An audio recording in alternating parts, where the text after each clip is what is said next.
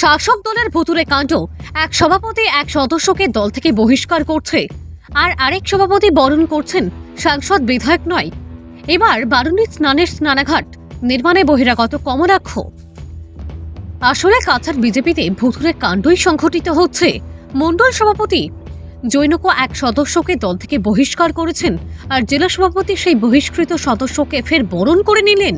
এমনই এক ভুতুড়ে কাণ্ড সংঘটিত হলো কাঠিগড়ায়।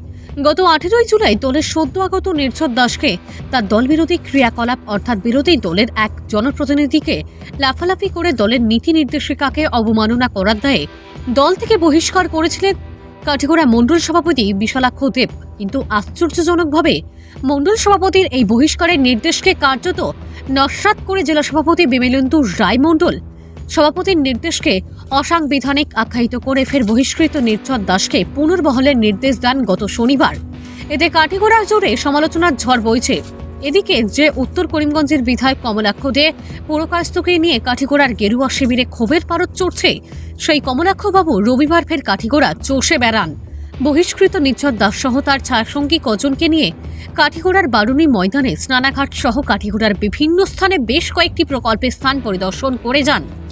এতে কাঠিগড়ার পঞ্চায়েত প্রতিনিধি সহ সাংসদ বিধায়কের মুখে ঝামা ঘুষে দেওয়া হলো বলে সমালোচনার ঝড় বইছে।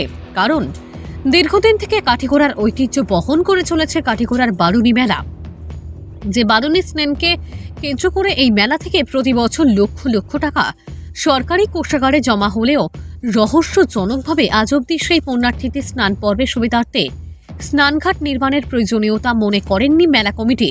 মেলা কমিটির কথা বাদ দিলেও দীর্ঘ 5 বছর শিলচরের সাংসদ হিসাবে রাজত্ব করে গেলেন বরিষ্ঠ বিজেপি নেতা কবীন্দ্র পুরকায়স্থ, রাজদীপ রায়, কংগ্রেস নেতা প্রয়াত সন্তোষ মোহন দেব, সুস্মিতা দেব প্রমুখ, প্রয়াত কালীরঞ্জন দেব, আতাউর রহমান মাজার ভূঁইয়া, অমরচাঁদ জৈন প্রমুখ কাঠিগড়ার বিধায়ক হিসাবে রাজত্ব করে গেলেন। বর্তমানে বিধায়কের মতো দায়িত্বশীল পদে আসীন রয়েছেন খলিল উদ্দিন মজুমদার, রয়েছেন শাসক দলের বরিষ্ঠ নেতারা, কিন্তু এই গুরুত্বপূর্ণ স্নানাঘাটের প্রয়োজনীয়তা মনে করেননি কেউ। এবার সকলের মুখে ঝামা ঘষে দিয়ে স্নানাঘাটের প্রয়োজনীয়তা উপলব্ধি করেন বহিরাগত কমলাক্ষ। সুপ্রিয় দত্তের রিপোর্ট, আসাম প্রাইম নেটওয়ার্ক।